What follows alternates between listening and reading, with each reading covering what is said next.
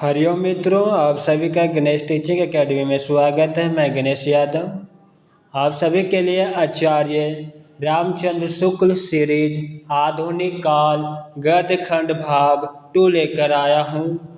यह आधुनिक काल भाग 2 आपके UGC net, GRF, assistant professor, PGT, TGT, KBS, jet, JTET आदि परीक्षाओं के लिए अति उपयोगी क्लास है। हिंदी साहित्य के लिए आचार्य रामचंद्र शुक्ल जी का पुस्तक रामबाण है और हम आचार्य रामचंद्र शुक्ल जी का ही सीरीज लेकर आया हूँ। चलिए अब क्लास को हम आरंभ करते हैं।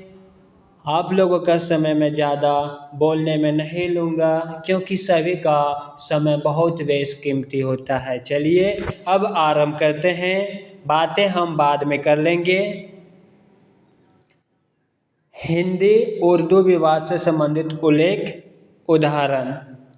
जो लोग नागरी अक्षर सीखते थे, फारसी अक्षर सीखने पर विवश हुए और हिंदी भाषा हिंदी ना होकर उर्दू बन गई। हिंदी उस भाषा का नाम रहा जो टूटी फूटी चाल पर देवनागरी अक्षरों में लिखी जाती थी। बाबू बाल मुकुंद गुप्त का कथन है, हम लोगों को जहाँ तक बन पड़े चुनने में उन शब्दों को लेना चाहिए जो कि आम फहम और खान पसंद हो,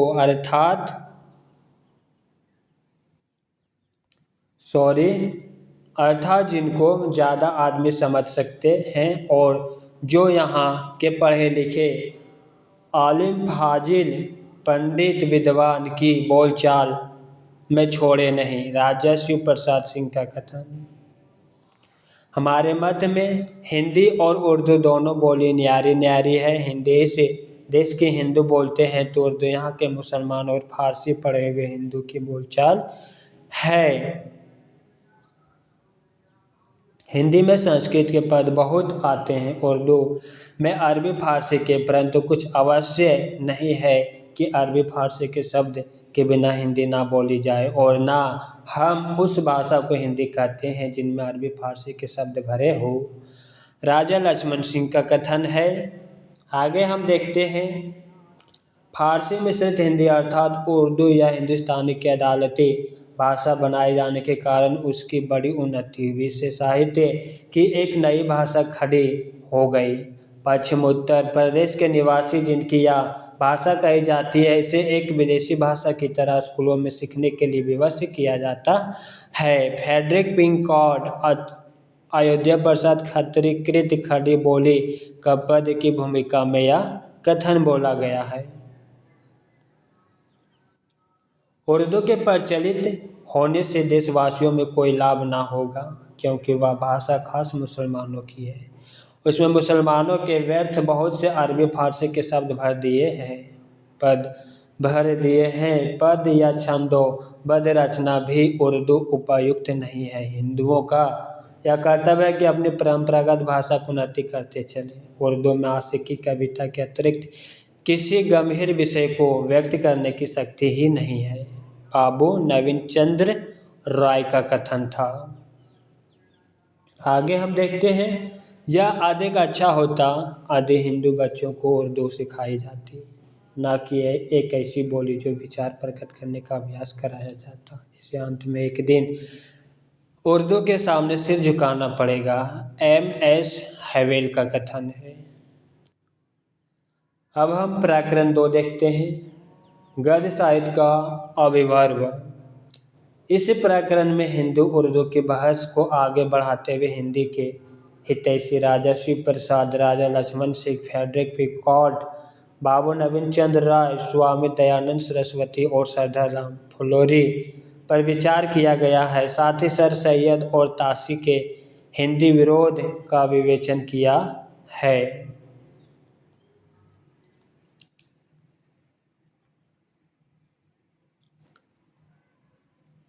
राजा शिव प्रसाद और लक्ष्मण सिंह के संदर्भ में शुक्ल जी का विवेचन अगले अध्याय में है। अब हम बाबू नवीन चंद्र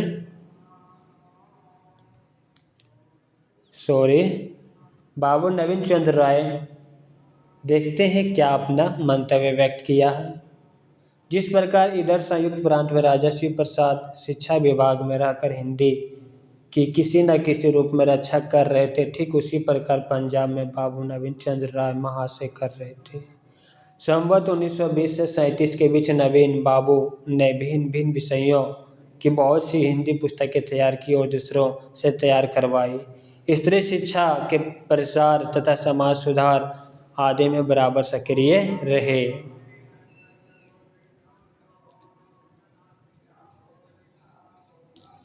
हिंदू को उर्दू के झमेले में पढ़ने में ये सदा बचते रहे। हिंदी की रक्षा के लिए उन्हें उर्दू के पक्षपातियों से भी उसी प्रकार लड़ना पड़ता है जिस प्रकार यहाँ राजा शिव प्रसाद को। विद्या की उन्नति के लिए लाहौर में अंजुमन लाहौर नाम की एक सभा स्थापित की गई। स्वामी दयानंद सरस्वती पैगंबरी एकेश्वरवाद की ओर नव शिक्षित लोगों को खींचते देख स्वामी दयानंद सरस्वती ने वैदिक एकेश्वरवाद लेकर खड़े हुए और संवत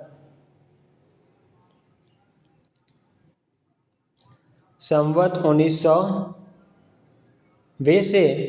से उन्होंने अनेक नगरों में घूम घूम कर व्याख्यान देना आरंभ किया। कहने की आवश्यकता नहीं कि ये व्याख्यान देश के बहुत दूर दूर तक प्रचलित साधु हिंदी भाषा में ही होते थे। स्वामी जी ने अपना सत्य प्रकाश तो हिंदी का आर्य भाषा में प्रकाशित किया। वेदों के भाष्य भी संस्कृत और हिंदी दोनों में किए। स्वामी जी के अनुयायी हिंदी को आर्य भाषा कहते थे। स्वामी जी ने संवत 1922 में आर्य समाज की स्थापना की और सब आर्य समाजों के लिए हिंदी या आर्य भाषा पढ़ना आवश्यक ठहराया। पंजाबी बोली में लिखित साहित्य न होने से और मुसलमानों के बहुत अधिक संपर्क से पंजाब वालों के लिखने पढ़ने की भाषा उर्दू हो रही थी। आज तो पंजाब में हिंदी की पूरी चर्चा सुनाई देती है इन्हीं की बदौलत। आगे हम देखते हैं सरदाराम फिलोरी का कथन। सरदाराम फिलोरी को विलक्षण प्रतिभाशाली विद्वान कहते हुए आचार्य शुक्ल ने बड़े सम्मान से याद किया है। इनकी वाणी में अद्भुत आकर्षण था और भाषा बहुत जोरदार थी। इनके उपदेश और कथाएं सुनने सहस्त्र आदमियों की भीड़ लगती थी। हिंदी भाषा के प्रचार में बराबर लगे रहे थे। अपने समय के वे सच्चे हितैषी और सिद्धहस्त लेखक थे। आगे हम देखते हैं जिस दिन उनका देहांत हुआ उस दिन संवत 1938 में उनके मुंह से साफ निकला कि भारत में भाषा के लेखक दो हैं, एक काशी में दूसरा पंजाब में, परंतु आज एक ही रह जाएंगे। कहने के आवश्यकता नहीं कि काशी के लेखक से अभिप्राय हरिश्चंद्र थे।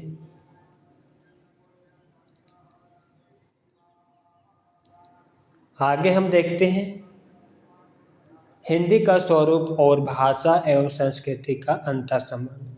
किसी देश के साहित्य का संबंध उस देश की संस्कृति परंपरा से होता है। अतः साहित्य की भाषा उस संस्कृति का त्याग करके नहीं चल सकती है। भाषा में जो रोचकता या शब्दों में जो सौंदर्य का भाव रहता है वह देश की प्रकृति के अनुसार होता है। इस प्रवृत्ति के निर्माण में जिस प्रकार देश के प्राकृतिक रूप रंग आचार व्यवहार आदि योग रहता है उसी प्रकार परंपरा से चले आते हुए साहित्य का भी संस्कृत शब्दों में थोड़े बहुत मेल से भाषा का जो रुचिकर रूप हजारों वर्ष से चला आता था उसके स्थान पर एक विदेशी रूप रंग की भाषा गले में उतारना देश की प्रकृति के विरुद्ध था। हिंदी, बंगला, मराठी, गुजराती आदि आर्य भाषाएं संस्कृत के ही कुटुंब की ही उसी से प्राकृत रूप से निकली है। भाषाओं के साहित्य की परंपरा को भी संस्कृत साहित्य की परंपरा का विस्तार कह सकते हैं। देश भाषा के साहित्य को उत्तराधिकार में जिस प्रकार संस्कृत साहित्य में कुछ संचित शब्द मिले हैं उसी प्रकार विचार और भावनाएं भी मिली है। विचार और वाणी की इस धारा से हिंदी अपने को विच्छिन्न कैसे कर सकती थी। आगे हम देखते हैं राजा शिव प्रसाद आम, फाहम और खान पसंद भाषा का उपदेश देते रहे, उधर हिंदी अपना रूप स्थिर कर चली। इस बात में धार्मिक और सामाजिक आंदोलन ने भी बहुत कुछ सहायता पहुंचाई। सारी भारतीय भाषाओं का साहित्य चिरकाल से संस्कृत की परिचित और भावपूर्ण पदावली का आश्रय लेता चला आ रहा था, अतः गद्य के नवीन विकास में उस पदावली का त्याग और किसी विदेशी पदावली का सहसा ग्रहण कैसे हो सकता था। आगे हम देखते हैं आधुनिक गद्य साहित्य परंपरा का प्रवर्तन। प्रथम उत्थान संवत 1925 से 1950।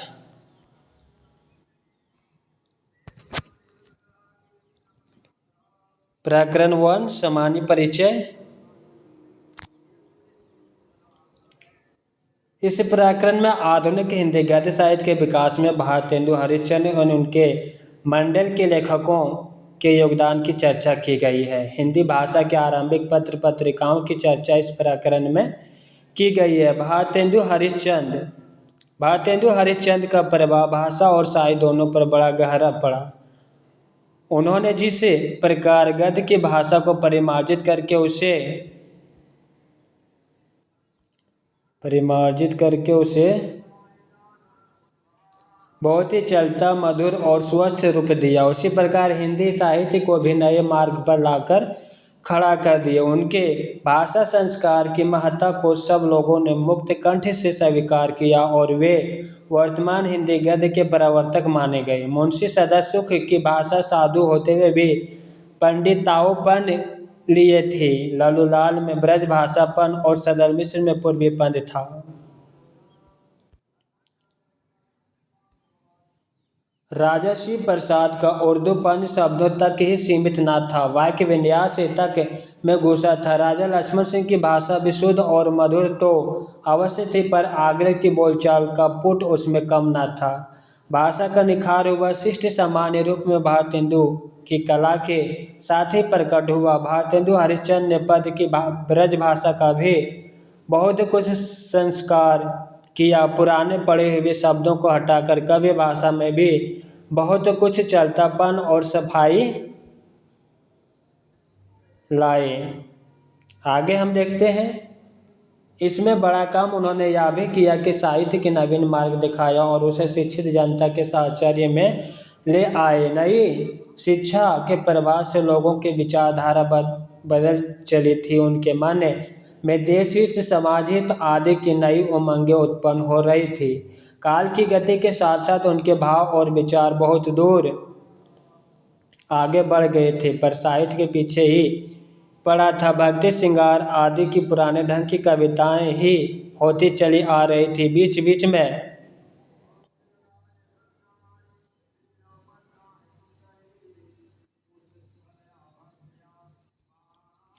कुछ शिक्षा संबंधी पुस्तकें अवश्य निकल जाती थी, पर देश काल के अनुकूल साहित्य निर्माण का कोई विस्तृत प्रयत्न तब तक नहीं हुआ था। बंगदेश में नए ढंग के नाटकों और उपन्यासों का सूत्रपात हो चुका था, जिसमें देश और समाज की नई रुचि और भावना का प्रतिबिंब आने लगा था। आगे हम देखते हैं, हिंदी साहित्य अपने पुराने रास्ते पर ही पड़ा था। भारतेंदु ने उस साहित्य को दूसरी ओर मोड़कर जीवन के साथ फिर से लगा दिया। इस प्रकार हमारे जीवन और साहित्य के बीच जो विच्छेद पड़ रहा था उसे उन्होंने दूर किया। हमारे साहित्य को नए नए विषय की ओर प्रवृत्त करने वाले हरिश्चंद्र ही हुए। उर्दू के कारण अब तक हिंदी गद्य की भाषा का स्वरूप झंझट में पड़ा था। राजा शिव प्रसाद और राजा लक्ष्मण सिंह ने जो कुछ लिखा था वह एक प्रकार के प्रस्ताव के रूप में था। जब भारतेंदु अपनी मंजी हुई परिष्कृत भाषा सामने लाए, तब हिंदी बोलने वाली जनता को गद्य के लिए खड़ी बोली का प्राकृत साहित्य रूप मिल गया और भाषा के स्वरूप का प्रश्न न रह गया। प्रस्ताव काल समाप्त हुआ और भाषा का स्वरूप स्थिर हुआ। आगे हम देखते हैं, हरिश्चंद्र काल का सब लेखकों में अपनी भाषा की प्रकृति की पूरी परख थी। संस्कृत के ऐसे शब्दों और रूपों का व्यवहार वे करते थे जो शिष्ट समाज के बीच प्रचलित चले आते हैं। जिन शब्दों या उनके जिन रूपों को केवल संस्कृत भाषी ही परिचित होते हैं और जो भाषा प्रवाह के साथ ठीक चलते नहीं, उसका प्रयोग वे बहुत औचट में पढ़कर ही करते थे। उस काल में हिंदी का शुद्ध साहित्य उपयोगी रूप ही नहीं, व्यवहार उपयोगी रूप भी निखरा। आगे हम देखते हैं भारतेंदु योगिन दृष्टिकोण। हरिश्चंद्र तथा उनके समसामयिक लेखकों में जो एक सामान्य गुण लक्षित होता है वह सजीव या जिंदा दिली, सब में हास्य या विनोद की मात्रा थोड़ी या बहुत पाई जाती है। आगे हम देखते हैं शिव प्रसाद या राजा लक्ष्मण सिंह भाषा पर अधिकार रखने वालों पर झंझटों से दबे हुए स्थिर प्रकृति के लेखक थे। उनमें वह चपलता, स्वच्छंदता और उमंग नहीं पाई जाती जो हरिश्चंद्र मंडल के लेखकों में दिखाई पड़ी थी। शिक्षित समाज में संचरित भावों को भारतेंदु के सहयोगियों ने बड़े अनुरंजनकारी रूप में ग्रहण किया। उन पुराने लेखकों के हृदय का मार्मिक संबंध भारतीय जीवन के विविध रूपों के साथ पूरा पूरा बना था। भिन्न भिन्न ऋतुओं में पड़ने वाले त्योहारों उनके मन में उमंग उठाते, परंपरा से चले आते हुए आमोद प्रमोद के मेले उनमें कुतूहल जागते और प्रफुल्लता लाते थे। आजकल के समान उनका जीवन देश के सामान्य जीवन से विच्छिन्न न था। काल की गति वे देखते थे, सुधार के मार्ग भी उन्हें सोचते थे, पर पश्चिम की एक एक बात का अभिनय को ही वे उन्नति का पर्याय नहीं समझते थे। प्राचीन और नवीन संधि स्थल पर खड़े होकर वे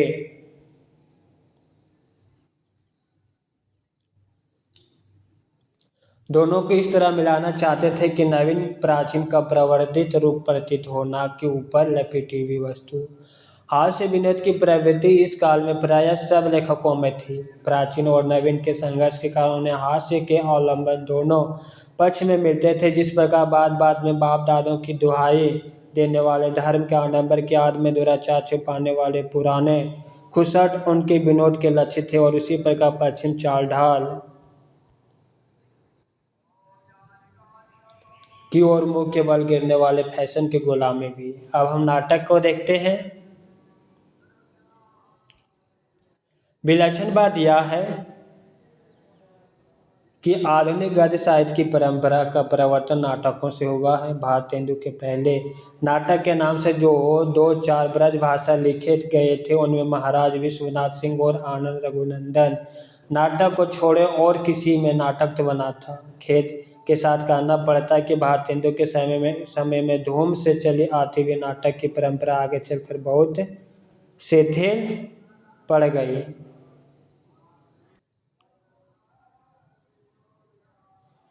इस उदासीनता का कारण उपन्यासों की ओर दिन दिन बढ़ती रुचि के अतिरिक्त अभिनयशालाओं का अभाव भी कहा जा सकता है। अभिनय द्वारा नाटकों की ओर रुचि बढ़ती है और उनका अच्छा प्रसार होता है। नाटक दृश्य का वे उनका बहुत कुछ आकर्षण अभिनय पर अवलंबित रहता है। आगे हम देखते हैं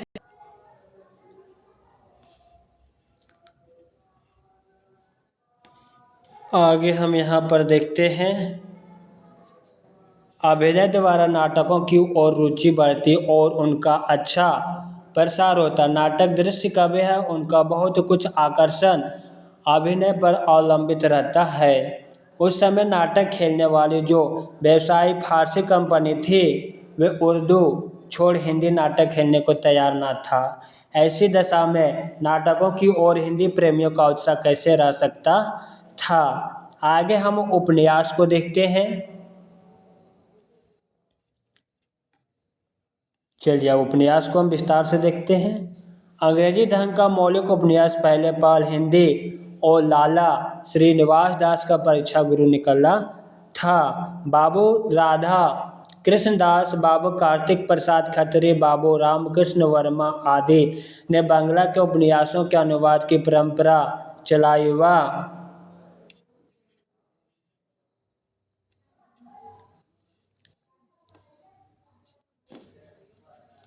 बहुत दिनों तक चलती रही। इस उपन्यास में देश के सर्वमान्य जीवन के बड़े मार्मिक चित्र रहते थे। उपन्यास के अनुवाद के संबंध में लिखा है। प्रथम उत्थान का अंत होते होते तो अनुदित उपन्यासों का ताता बन गया, पर पिछले अनुवादकों का अपनी भाषा पर वैसा अधिकार न हुआ था। अधिकांश अनुवादक प्रायः भाषा का ठीक हिंदी रूप देने में असमर्थ रहे। कहीं कहीं तो बंगला के शब्द और मुहावरे का ज्यों का त्यों रख दिए जाते थे। आगे देखते हैं। इन अनुवादों में बड़ी भारी काम यह हुआ कि नए ढंग के सामाजिक और ऐतिहासिक उपन्यासों के ढंग का अच्छा परिचय हो गया और स्वतंत्र उपन्यास लिखने की प्रवृत्ति और योग्यता उत्पन्न हो गई। अब हम प्रकरण 2 को देखते हैं। गद्य साहित्य परंपरा का प्रवर्तन।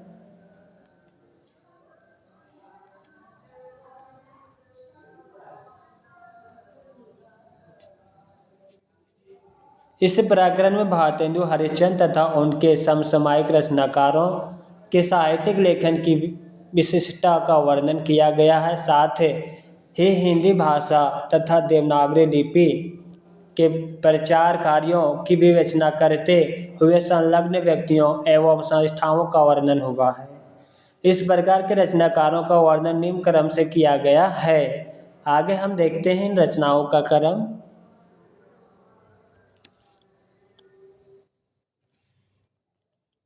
भारतेंदु हरिश्चंद्र, प्रताप नारायण मिश्र, बालकृष्ण भट्ट, उपाध्याय बद्री नारायण चौधरी प्रेमघन, लाला श्रीनिवास दास ठाकुर, जगमोहन सिंह, बाबू तोताराम, पंडित केशव राम भट्ट, पंडित रामचरण गोस्वामी, पंडित अंबिका दत्त व्यास, पंडित मोहनलाल विष्णुलाल पांडे, पंडित भीमसेन शर्मा, काशीनाथ खत्री, राधाकृष्ण दास, कार्तिक प्रसाद खत्री, फ्रेडरिक पिकॉट।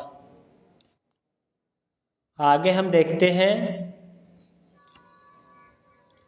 भारतेंदु हरिश्चंद्र के बारे में। हिंदी गद्य साहित्य के इस आरंभ काल में ध्यान देने की बात है कि उस समय जो थोड़े गिनती के लेखक थे उनमें विदग्धता और मौलिकता थी और उनकी हिंदी होती थी। वे अपनी भाषा की प्रकृति को पहचानने वाले थे। हिंदी गद्य साहित्य के उस समय ऐसे लेखक न थे जो बांग्ला की पदावली और वाक्य ज्यों का त्यों रखते हो या अंग्रेजी वाक्यों और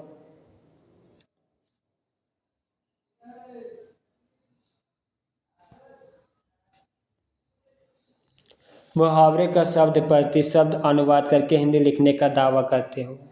उन्होंने बांग्ला में नए ढंग के सामाजिक देश देशांतर संबंधी ऐतिहासिक और पौराणिक नाटक उपन्यास आदि देखे और हिंदी में वैसी पुस्तकों का अभाव का अनुभव किया। हरिश्चंद्र चंद्रिका पत्रिका के संबंध में लिखा है, हिंदी गद्य का ठीक परिष्कृत रूप पहले इसी चंद्रिका में प्रकट हुआ,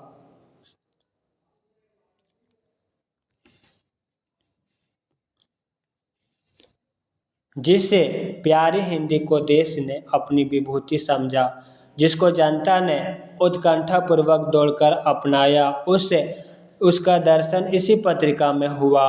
भारतेंदु ने नई सुधरी हुई हिंदी का उदय इसी समय से माना है। इन्होंने कालचक्र नाम की अपनी पुस्तक में नोट किया है कि हिंदी नई चाल में ढली सन 1873 ईस्वी।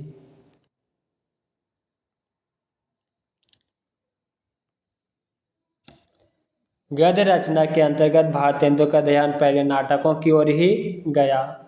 भारतेंदु के नाटकों में सबसे पहले ध्यान इस बात पर जाता है कि उन्होंने सामग्री जीवन के कई क्षेत्रों से ली है। नाटकों की रचना शैली में उन्होंने मध्य मार्ग का अवलंबन किया है। ना तो बांग्ला के नाटकों की तरह प्राचीन भारतीय शैली को एक वर्गी छोड़ दे ये अंग्रेजी नाटकों को नकल पर चले और न ही प्राचीन नाट्यशाला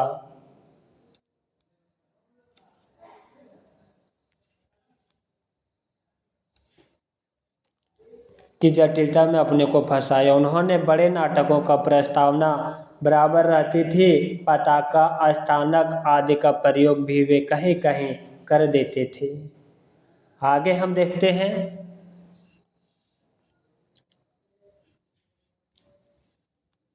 अपनी सर्वतोमुखी प्रतिभा के बल से एक और तो वे पद्माकर देशदेव की परंपरा में दिखाई पड़ते हैं, तो दूसरी ओर बंगदेश के माइकल और हेमचंद्र की श्रेणी में। एक और तो राधा कृष्ण की भक्ति में झूमे हुए नई भक्तमाला गूंथते दिखाई देते, तो दूसरी ओर मंदिरों के अधिकारियों और टीकाधारी भक्तों का चरित्र की हंसी उड़ाते और मंदिर, स्त्री शिक्षा, समाज सुधार आदि पर व्याख्यान देते पाए जाते हैं। प्राचीन और नवीन का ही सुंदर सामंजस्य भारतेंदु की कला का विशेष माधुर्य है।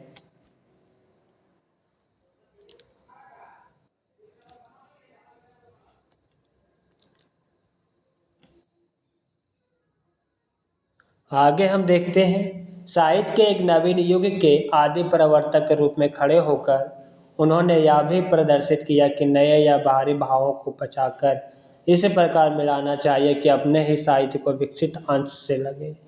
प्राचीन नवीन के उस संधि काल में जैसे शीतल कला का संचार अपेक्षित था, वैसे ही शीतल कला के साथ भारतेंदु का उदय हुआ, इसमें संदेह नहीं। आगे हम देखते हैं, भारतेंदु में हम दो प्रकार की शैलियों का व्यवहार पाते हैं। पहली भाव शैली की शैली, दूसरी तथ्य निरूपण की शैली। भाव आवेशी की भाषा में प्राय वाक्य बहुत छोटे छोटे होते हैं और पदावली सरल बोलचाल की होती है, जिसमें बहुत प्रचलित साधारण फारसी अरबी के शब्द भी कभी कभी पर बहुत कम आ जाते हैं।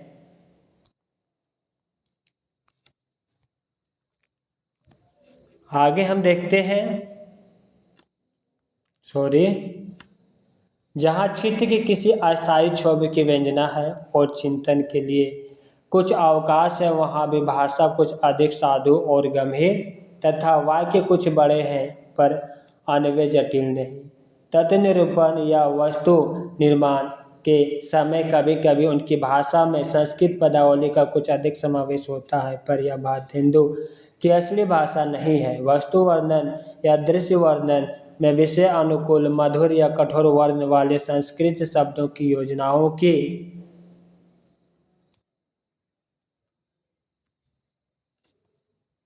जो प्राय समस्त और सन अनुप्रास होती है, चाल की चली आई। भारतेंदु में यह प्रवृत्ति हम समानता नहीं पाते। भाषा चाहे जिस ढंग की हो, उनके वाक्य का अन्वय सरल होता है, उसमें जटिलता नहीं होती है। उनके लेखों में भावों की बर्मिकता पाई जाती है, वाग वैचित्र्य या चमत्कार की प्रवृत्ति नहीं। अपने समय के सब लेखकों में भारतेंदु की भाषा साफ सुथरी और व्यवस्थित होती थी, उसमें शब्दों के रूप में भी एक प्रणाली पर मिलते हैं और वाक्य की सुसमता पाए जाते हैं। मित्रों, आज की क्लास यहीं पे समाप्त करते हैं। क्लास आप लोगों को कैसा लगा कमेंट में अवश्य लिखिएगा, साथ ही अपने मित्रों को शेयर अवश्य कीजिएगा। हरि ओम।